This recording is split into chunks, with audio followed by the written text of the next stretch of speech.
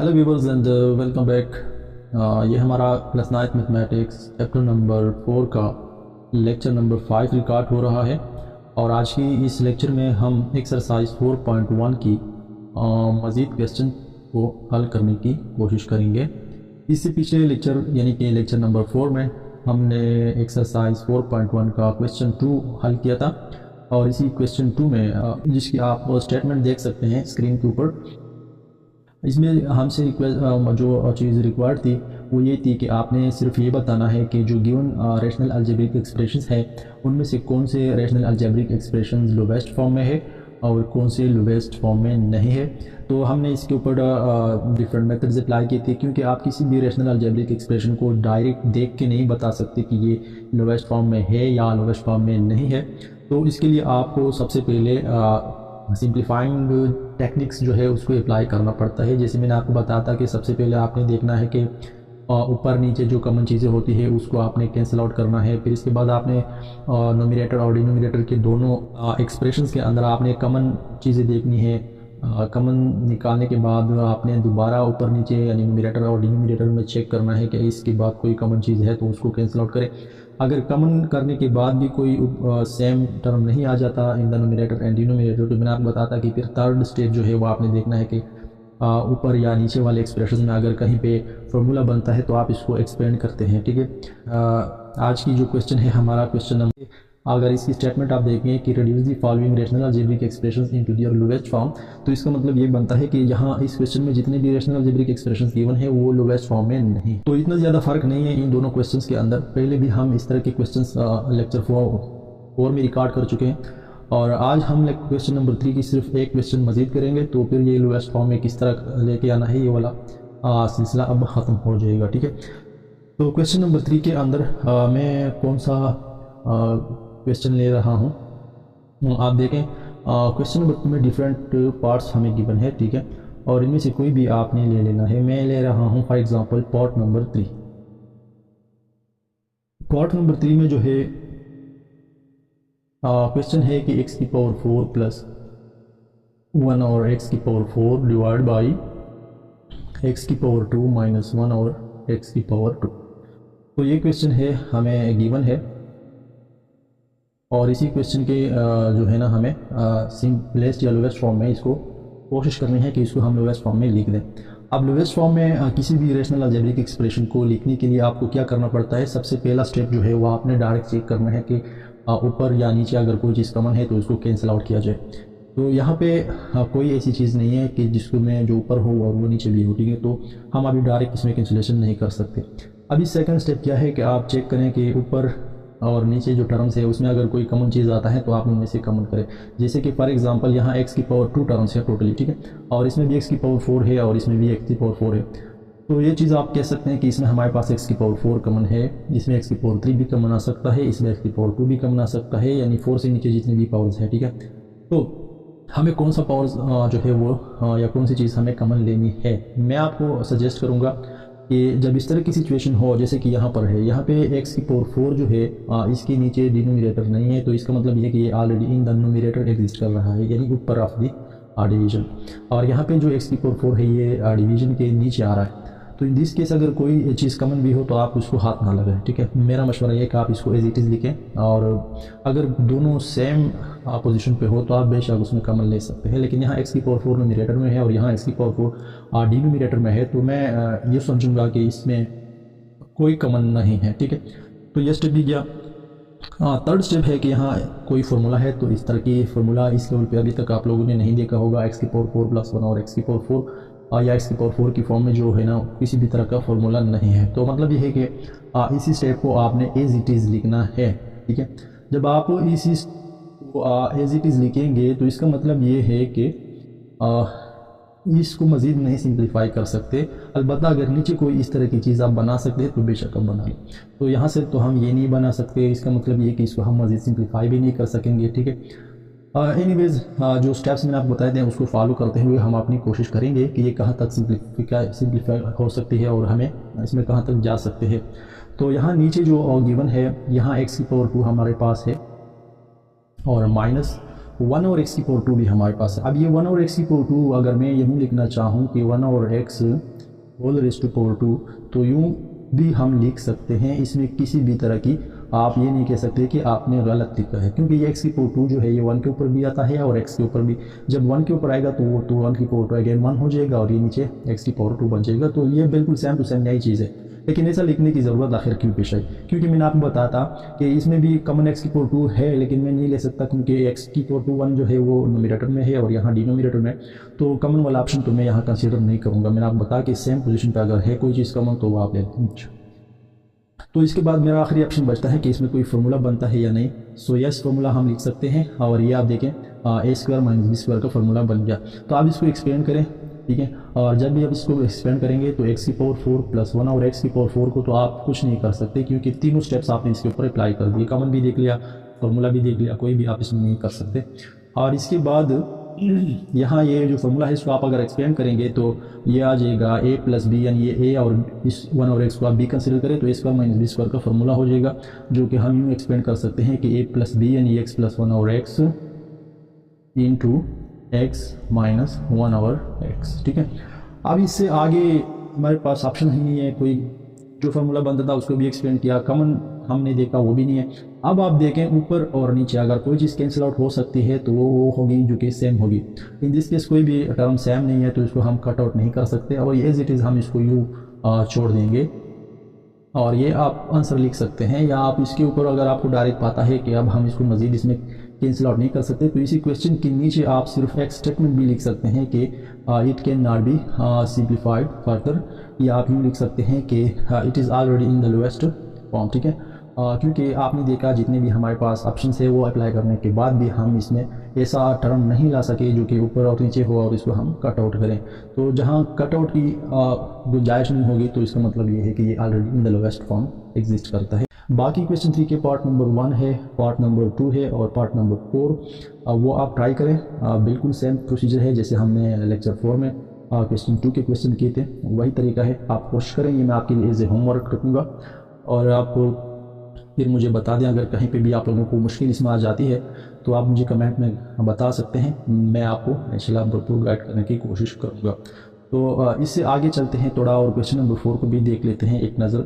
और question number 4 में क्या है कि यहाँ रैशनल अलजेब्रिक एक्सप्रेशंस गिवन है और इसको आपने क्या करना है, ऐड, यानी इसको आपने सम करना है। अब दो रैशनल अलजेब्रिक एक्सप्रेशन किस तरह सम किए जाते हैं, ये बिल्कुल सेम सिनारियो है जिस तरह हम दो रैशनल नंबर्स ऐड करते हैं। एलसीएम का कॉन्सेप्ट यहाँ पे हम यूज़ करेंगे। तो इसके लिए हम कौन सी क्वेश्चन ले सकते हैं। सबसे पहले पार्ट नंबर 1 को देखें। यहाँ पे गिवन है 4x2 माइनस 5x प्लस 10 और दूसरा रैशनल अलजेब्रिक एक्सप्रेशन जो है वो है हमारे पास है 2x2 प्लस 5x और प्लस 10। अब ये जो उसने स्टेटमेंट दिया है कि यहाँ आप क्या करें, रैशनल अलजेब्रिक एक्सप्रेशंस को ऐड करें, लेकिन इस पार्ट में जो रैशनल अलजेब्रिक एक्सप्रेशंस गिवन है ये रैशनल तो नहीं है, ठीक है। आप इसको सिंपल पॉलिनोमियल्स भी कह सकते हैं। सो यहाँ पे आप सिर्फ दो पॉलिनोमियल्स ऐड कर रहे हैं, ठीक है। ओके, अब ये किस तरह होगा, जब भी आप दो पॉलिनोमियल्स ऐड करेंगे तो वो तो बहुत सीधा साधा प्रोसीजर है। सेम वो टर्म्स को आप आपस में ऐड करें, यानी जहाँ x की पावर 2 है उन दोनों को आपस में ऐड करें, जहाँ x की पावर 1 है उनको आपस में ऐड करें और जहाँ डिजिट्स है उसको आपस में ऐड करें। तो इसकी आंसर आप यूँ लिखेंगे कि 4x की पावर 2 माइनस 5x प्लस 10, इसके साथ आपने ऐड करना है ये दूसरा। अब यहाँ x की पावर 2 को x की पावर 2 वाले टर्म के नीचे लिखना है, x की पावर 1 वाले को x की पावर 1 वाले के नीचे लिखना है और डिजिट को डिजिट के नीचे लिखना, ठीक है। ये आप याद रखें। अब सिंपल है, देखें 10 और डिजिट्स आपस में हो जाएंगी तो ये आपस में ऐड हो जाएंगी और ये आपस में, तो 4x2 plus 2x2 is totally 6x की पावर 2 और ये plus 5x and minus 5x, ये चूँकि सेम टर्म्स है विद अपोजिट साइंस तो ये हमेशा आपस में कैंसिल आउट करेंगे और 10 प्लस 10 आपको पता है 20 आ जाता है। तो इस तरह ये तो ईजी था, ये तो बहुत ईजी था। आपने दो पॉलिनोमियल्स एक्चुअल में ऐड किए हैं, ठीक है, क्योंकि ये जो गिवन एक्सप्रेशंस है they are not rational algebraic expressions. अगर इसने यहाँ पे क्वेश्चन में ये मेंशन किया है कि आप रैशनल अलजेब्रिक एक्सप्रेशंस को ऐड करें, लेकिन यहाँ जो उसने दिया हुआ है वो रैशनल अलजेब्रिक एक्सप्रेशन नहीं है, वो पॉलिनोमियल थे। और पॉलिनोमियल्स ऐड कैसे किए जाते हैं, आपने देखा कि इसमें हम सेम डिग्री के एलिमेंट्स आपस में ऐड करते हैं, ठीक है, सॉरी टर्म्स। आगे चलते हैं और रेशनल अलजेब्रिक एक्सप्रेशंस को भी देखते हैं कि वो कैसे ऐड की जा सकते हैं। ठीक है, तो चलो हम इसमें ले लेते हैं पार्ट नंबर 2 को भी देख लेते हैं। और पार्ट नंबर 2 में अगर आप देखें तो इसमें हमारे पास जो क्वेश्चन है वो है y+9 डिवाइड बाई y⁻² + 3, और इसके साथ आपने ऐड करना है क्या, -7y + 7 डिवाइड बाई y⁻² + 3। तो ये क्वेश्चन है हमारा इन क्वेश्चन नंबर 4 का पार्ट नंबर 2, और यहाँ हम इन दो रैशनल अलजेब्रिक एक्सप्रेशंस को ऐड कर रहे हैं। ठीक है, तो किस तरह ऐड करेंगे, एलसीएम के थ्रू हम ऐड करेंगे। और एलसीएम के थ्रू हम किस तरीके से एडिशन करते हैं, अगर आपके पास डिनोमिनेटर्स में दोनों डिफरेंट नंबर होंगे तो इसका अलग प्रोसेस है। ठीक है, या डिफरेंट टर्म्स होंगे, और अगर दोनों सेम होंगे तो इसका अलग प्रोसेस है। ठीक है, जैसे कि यहाँ पर आप देखें तो y2 + 3 यहाँ भी है और y2 + 3 यहाँ भी है, तो इन दिस केस आप एलसीएम में इन दोनों में से कोई भी एक उठा के लिख लें क्योंकि दोनों सेम है। ठीक है, y2 + 3 हमारा एलसीएम हो जाएगा।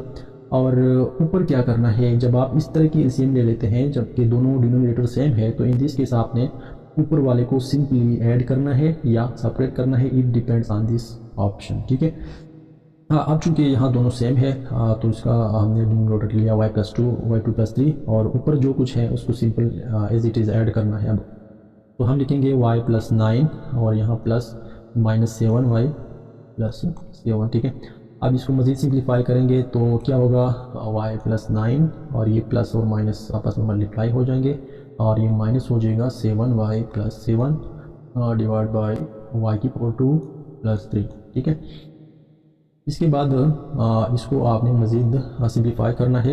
यहाँ y के जहाँ y वाले टर्म से उनको एक साथ लिखें और जहाँ डिजिट से उनको एक साथ लिखें, तो y - 7y आपस में एक साथ लिख जाएंगे, और +9 -7 जो है +9 और +7 इसको आपस में लिखेंगे। ठीक है, डिवाइड बाई y⁻² और +3।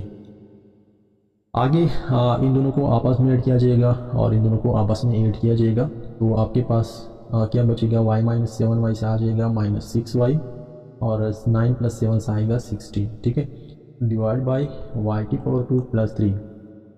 तो ये आपका जो है आंसर हो गया। ठीक है, ये आपका आंसर हो गया क्योंकि इसमें मज़ीद एडिशन और सब्ट्रैक्शन मज़ीद नहीं हो सकती।